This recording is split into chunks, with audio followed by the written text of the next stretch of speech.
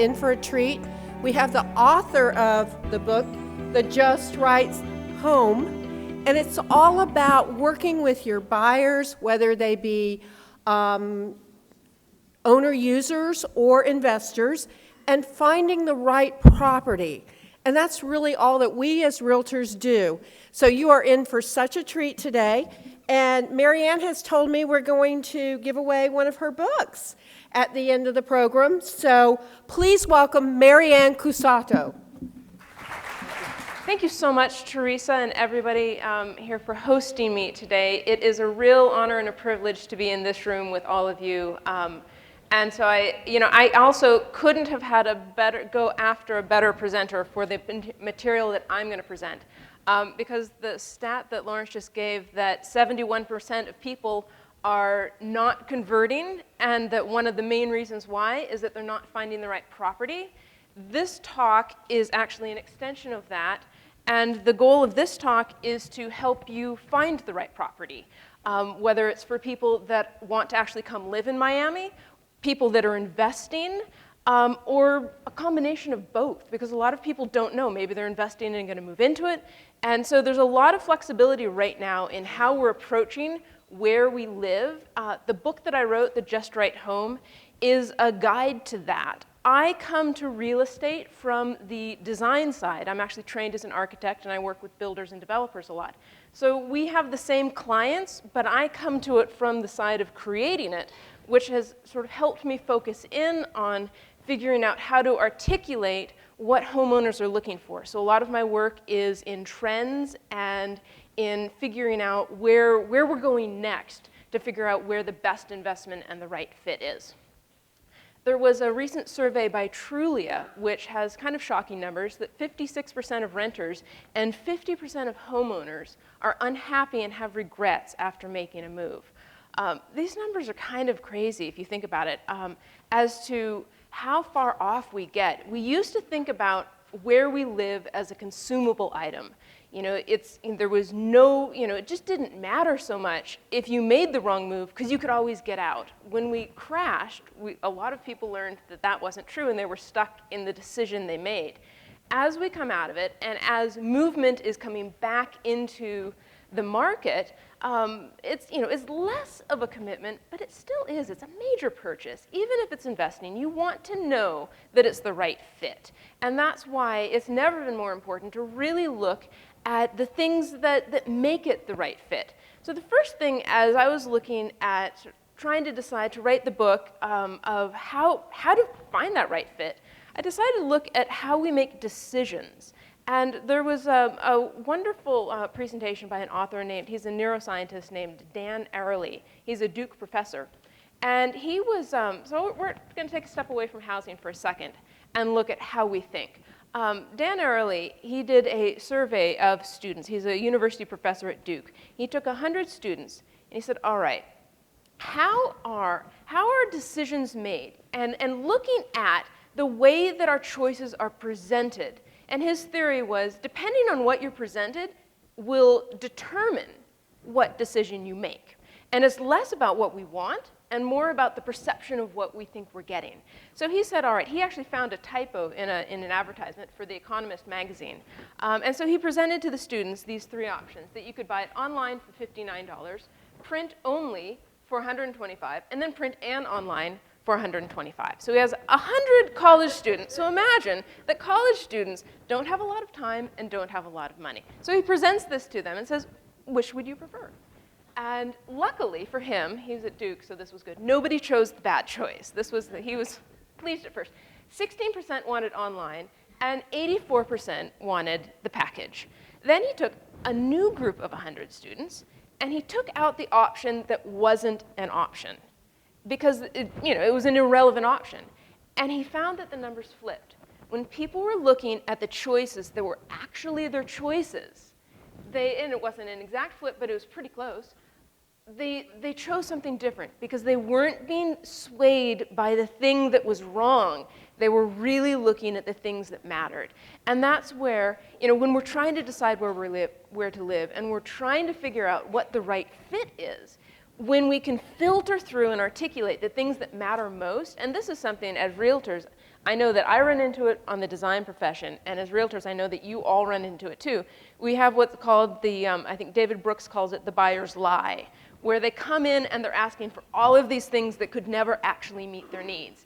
And when you filter through that to the things that they actually want, then you get closer to where you want to be. And so that's what all of my work has really been dedicated to do.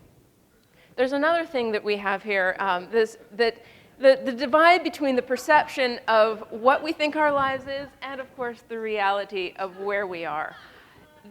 And this is something, the example I'm going to use is a very American example. And you may run into this in other places, but I think that this is uniquely American and something to watch out for if you're considering moving and having clients move here, is the perception and reality defined by the drive till you qualify. Does anyone know that term?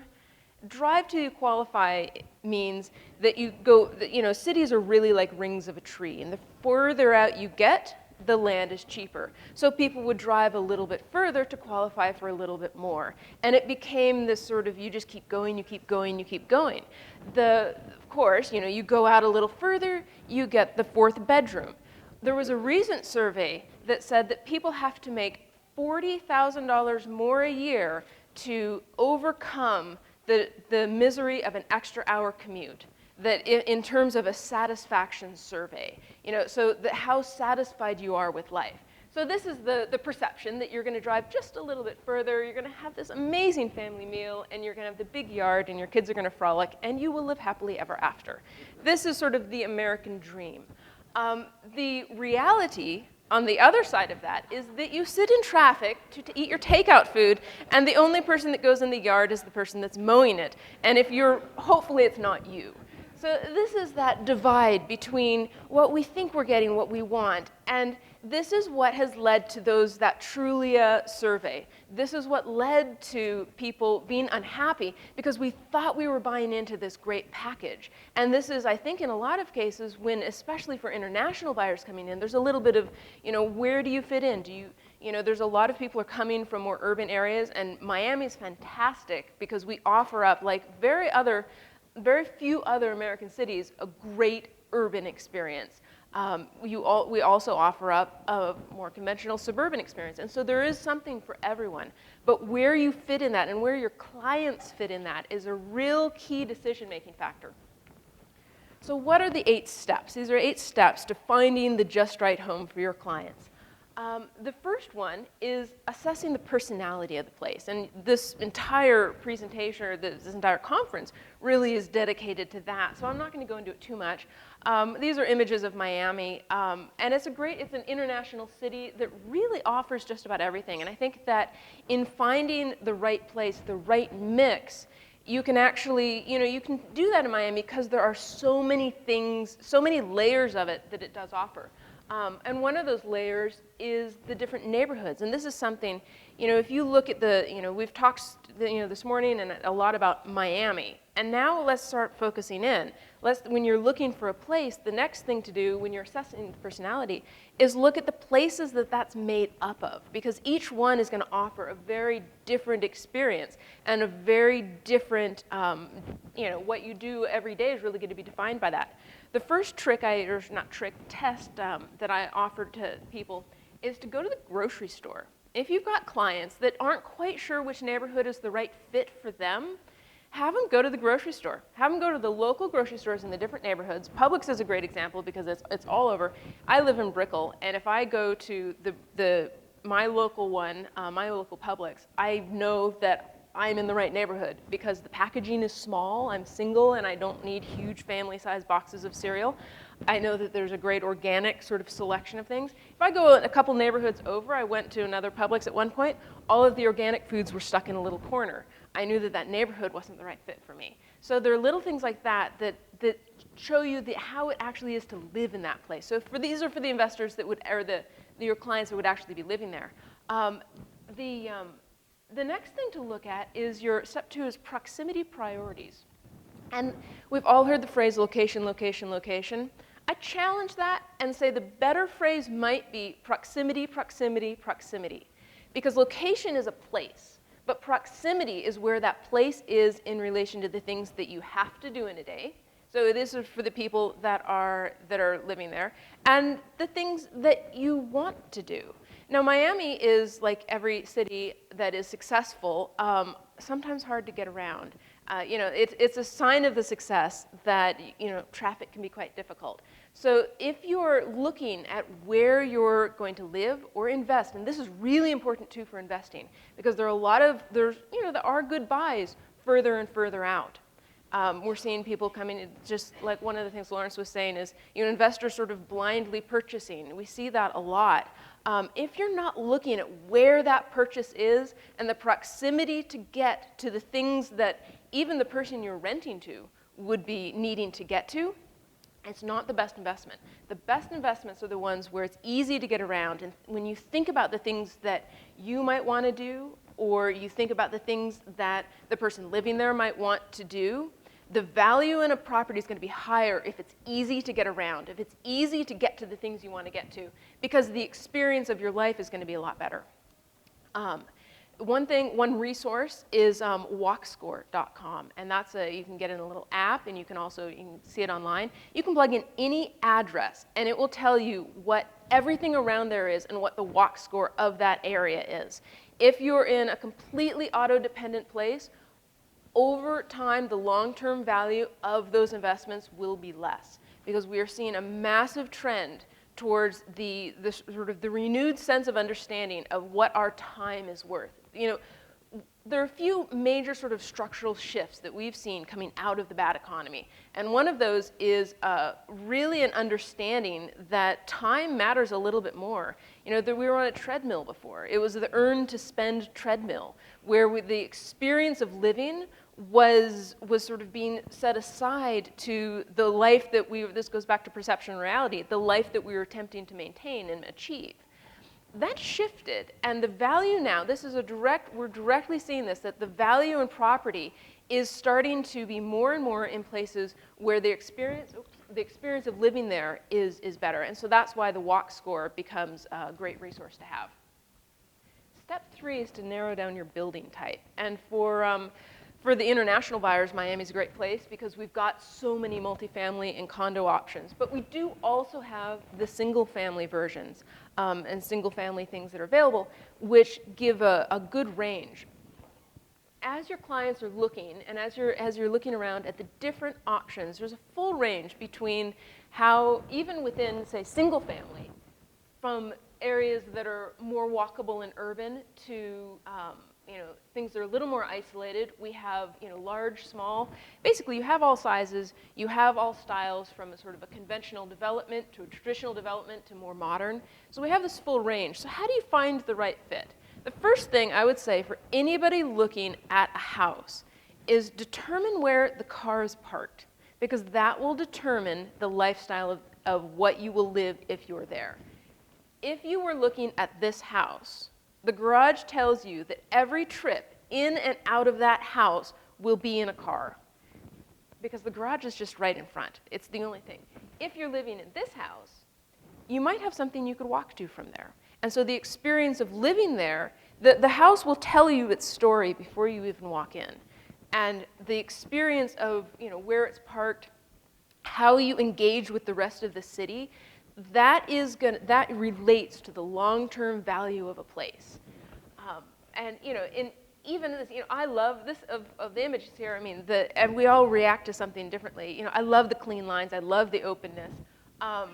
But everybody's going to have, there's one size doesn't fit all. And so that's something that the other thing to look at is, how does the architectural style fit your life? How does it fit your furniture and your things? These are questions to ask. When we look at multifamily, we have the same questions even. A lot of times you think a condo, on paper, a condo is, all things equal, but it's not. Look at where it's parked. In this case is another case of, you will most likely, if you're greeted with a parking lot when you arrive at a building, whether it's single family or multifamily, you will be most of the time in your car. If you want that, fine. But the issue is we have regrets, and we're not, there are problems with converting sales. And for part of this is a lifestyle issue. And so, all square feet aren't made equal. I used to live in this building, and I currently live in this one. This is here in Coral Gables, plugged into an amazing walkable community. This is in Brickell. It's called Icon Brickell. And it's, for me, it was about choices. I was like, all right, where's my balancing act here? I moved from 2 bedrooms here to a smaller 1-bedroom here, but this is a pretty fabulous building. So it was about that sort of shifting around. How do I, which is the right fit? And, one size, as I said before, doesn't fit all, but it's also, we're living in a time where we really can do anything. So the question is, what do we want to do? And that's how, I think that's how you find the right fit, is when you start to assess the things that matter most. So the next step of doing that is figuring out how you want to engage with your space on the outside. This is the icon of the sort of the American dream of frolicking in the yard. But there are a lot of ways you can do that where you can actually get what you thought you might be getting here through the seeking of views, through eating outdoors. Some people, want a more rural area. There actually are rural areas in Miami, outside of Miami, where you can farm. You can also relax in private. And these are some of the things, and we go over this in the book with checklists of, how, if you go through and actually think about the time you spend in a space, how you want to spend your time, when you do that, you'll find that certain things pull to the top a little faster than other things. And then what are the 1 or 2 things that really matter. It's not just being outdoors, but what are you doing when you are outdoors? That's the question. It's not just the big picture, oh, I want a nice kitchen. Okay, well, what do you do in your kitchen? When you start to look at the time you spend, then you're going to start to understand where it matters most. And and so that now we're sort of focusing in on the house is how much square footage do you need? This graphic is actually missing the larger one, which was about 2006. Lawrence will probably know the exact number of it, which I think was 2,600, 2,700 square feet, where we capped out, and then we started coming smaller, and now we're sort of fluctuating a little bit. Mostly to do with those tax credits. We got much smaller because the only people that could buy homes were, we were incentivizing smaller homes because a new tax credit or a new home or tax credit meant that homes were smaller. When that expired, they got larger because the people purchasing were purchasing with cash. So there is some fluctuation. I do believe that we'll sort of come to while we are getting larger, we're also getting smarter about our homes. And so, in 1950, we're at 1,000 square feet. Then we grew and we grew and we grew. One thing that I think is interesting is to look at all of the other things in our life, not just our homes, when we look at the house. If you look at this, is probably from maybe 1984. All of the equipment that we used to have in our homes is now contained in this device that most of us have with us today. So as our homes got bigger and bigger and bigger, everything else in it got smaller and smaller and smaller. All of our technology got smarter, and in a lot of cases, our houses got dumber. So now, as we're coming back out of this, we're coming back up, we are seeing homes get smarter. We're seeing designs get smarter. So we're actually looking at how we live in spaces again. So you don't maybe need so much square footage. This is something that, you can have, any housing search is going to start with 3 questions. Where do you want to live? How much space do you want to live in? And how much do you want to pay? And those questions, though, they can mean many things. So a zip code, where do you want to live?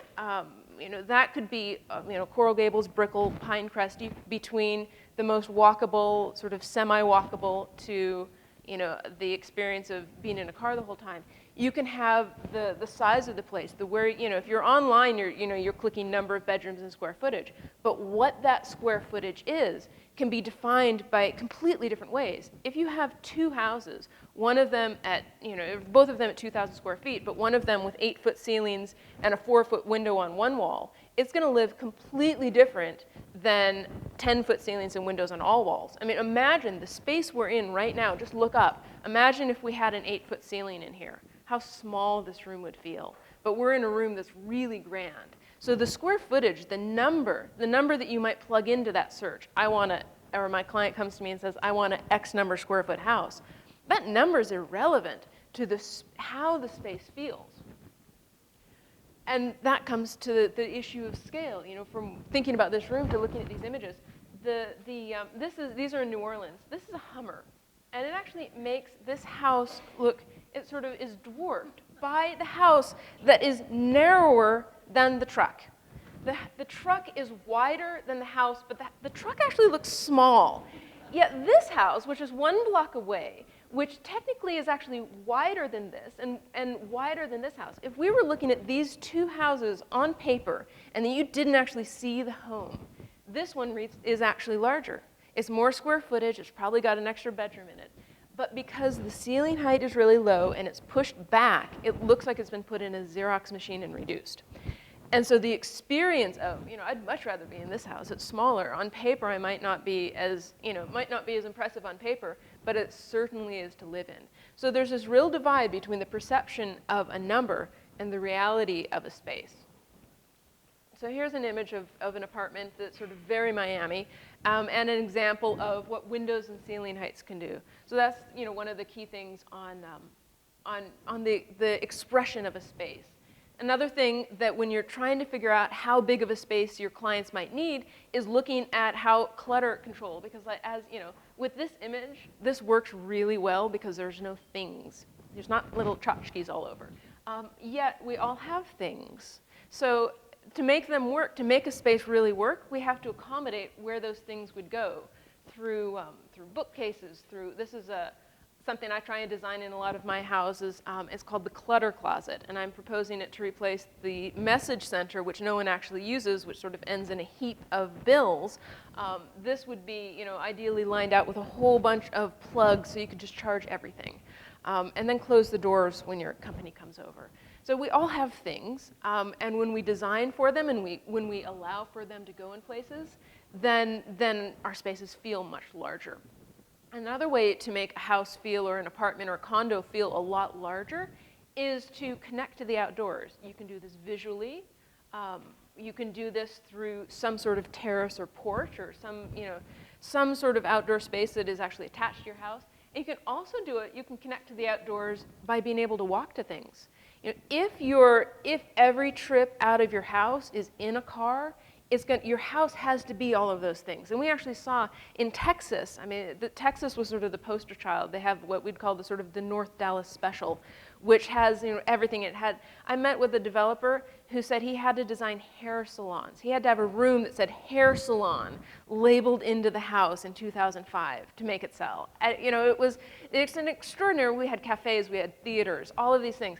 All of that was required because we didn't connect to a community. When you connect to a community, when you're able to walk out your front door and connect to something, it doesn't have to be in your house or in your apartment. And that's why with the condos here, with the different options you have in walkable neighborhoods, your house is your neighborhood.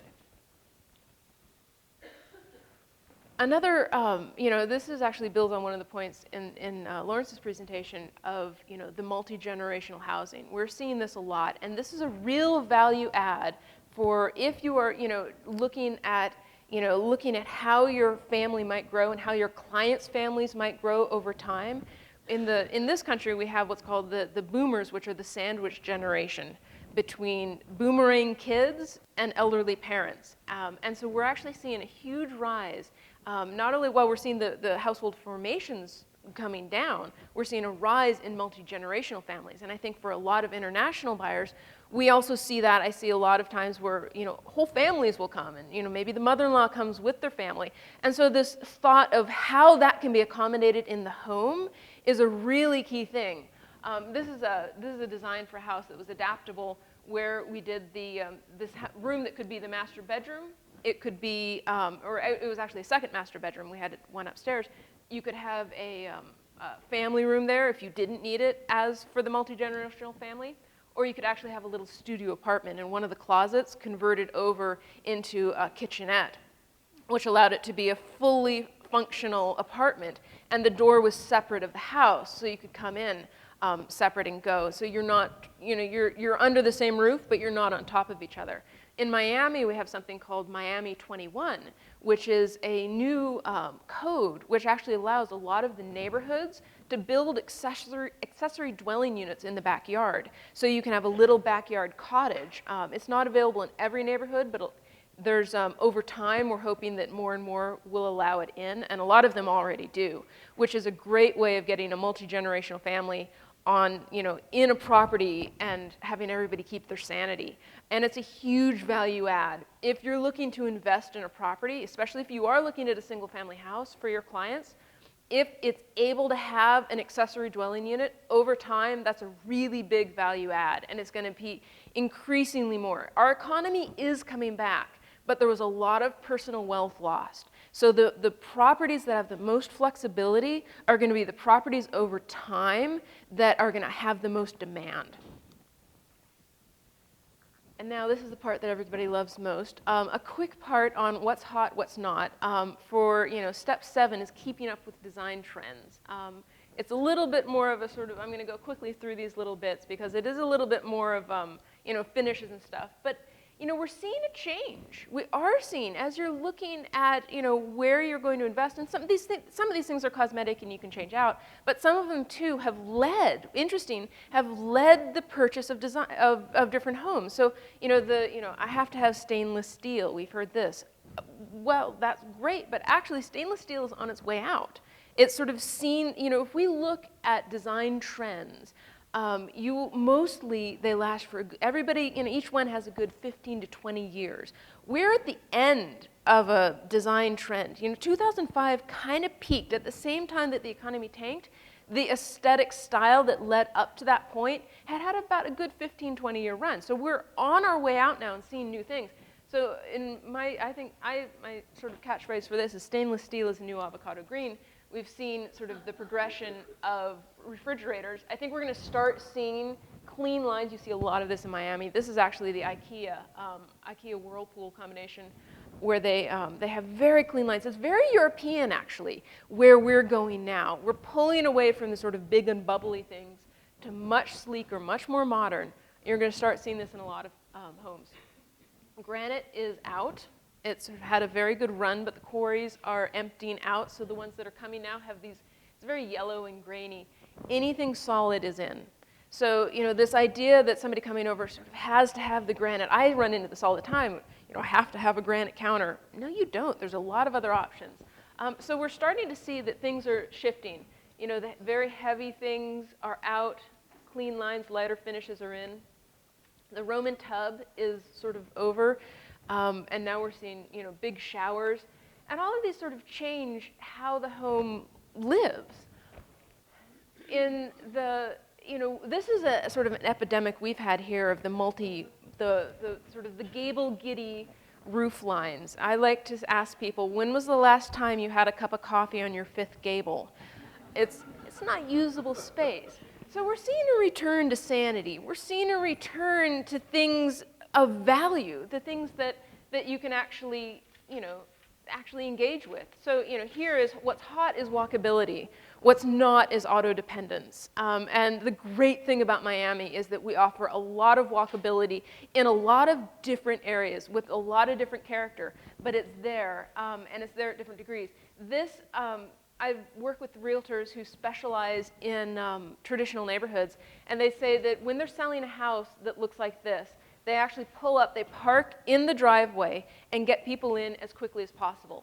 But when they sell a house here, they actually park down the street and walk the potential homeowner to the house. And the experience of going down the street changes the conversation, because when they get to the house, they say, which one are we going to?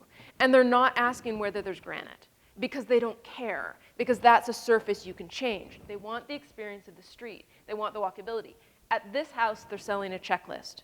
Here's your Roman tub, here's your square footage, here's your number of bedrooms, here's the list of things and now we're going to drive to the next list.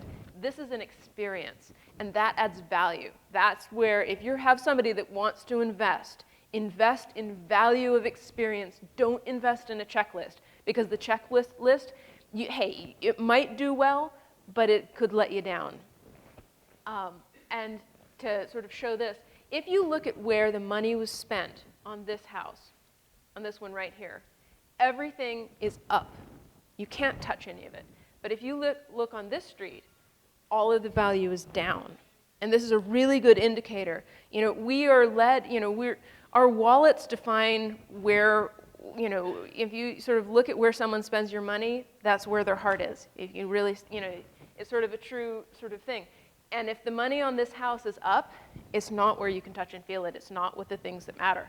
And so that's really sort of the biggest design trend I see, is that value comes where you can touch and feel it, not by sitting in traffic or the sort of the lawyer foyer that looks great as you're going by, but it's the room that is really expensive to heat and cool. You never enter because you're coming in through the side. The only time you go in is to clear the cobwebs out of the top. It's not a space that's usable, so it's not something that's adding any value. But if you have a house, if you're looking at investing in a house with that feature, be warned that most likely your heating and air conditioning bills will be outrageous, because most of these homes were built between 95 and 2005 when you could sell anything, and therefore you didn't have to build it to great standards, because the person that was moving into it, because we were on this revolving thing, the person moving in was not going to be in that house when the warranty on anything failed. They had already planned on being out of there. So it's sort of buyer beware on a lot of things, and that's something really important is to look at. There are a lot of really great buys, and there are also some dangerous ones when you look at what you're buying. One recommendation we have in the book is to say, ask for a year's worth of utility bills, and demand it, because you will see. I had a friend of mine that moved from Miami up to Vero Beach, and she was sort of expecting, she was going to live the suburban life with her son, who he was going to frolic in the yard. She was renting, luckily, the first year she was there. They had the big double lot for the, she saw this when she went in with the realtor. She's like, this is perfect. Her son maybe was in the yard 3-4 times, but her first bill was $700, and it ranged from $700 to $1,000 to water that yard. So ask for it. Any sort of decision is doable, but don't go for surprises. Regrets come from surprises, and nothing makes somebody more upset than being ambushed with a huge electrical bill or a huge watering bill. And that leads to step 8, which is the last point, which is the balancing act. If this is actually inspired by the first architect that ever the first written architect, Vitruvius, from 22 AD, who said every building must have firmness, commodity, and delight. I've sort of updated that for our purposes to function, cost, and delight. If you've ever been on a diet, you've brought Vitruvius's thinking with you, because nothing is sustainable if it doesn't have all three. You can have something that works really well, but I'm not going to eat celery forever. You could have something that is a good sort of cost, and you can have something that you can sort of really enjoy.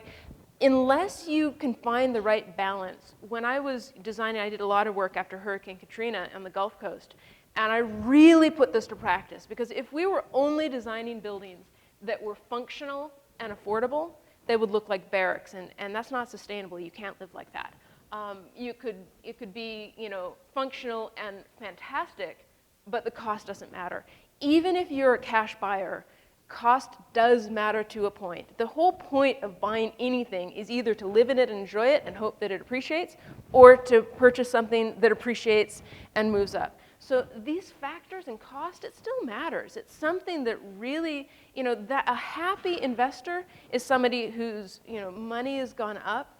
And to do that, the home has to actually have all of these things. When you find that right balance, you find the right home. And the final point on the balancing act is, we all have a pretty good internal compass. A lot of times the current of what we're told we need to do and how we need to live pulls us away from where that compass is going. Your clients have really good internal compasses. Once they sort of clear through the things that they think they need and the things that they think they want to the things that actually work for them, and then take that internal compass and keep a reality check on it, what is their family dynamic? How do they really live? And when you just pierce through to these points, and this is in the book, we actually have a checklist at the end of every chapter, which says what's your gut telling you and what's your reality telling you, and constantly go back to that. You will find the just right home for your clients by looking at that. So thank you very much.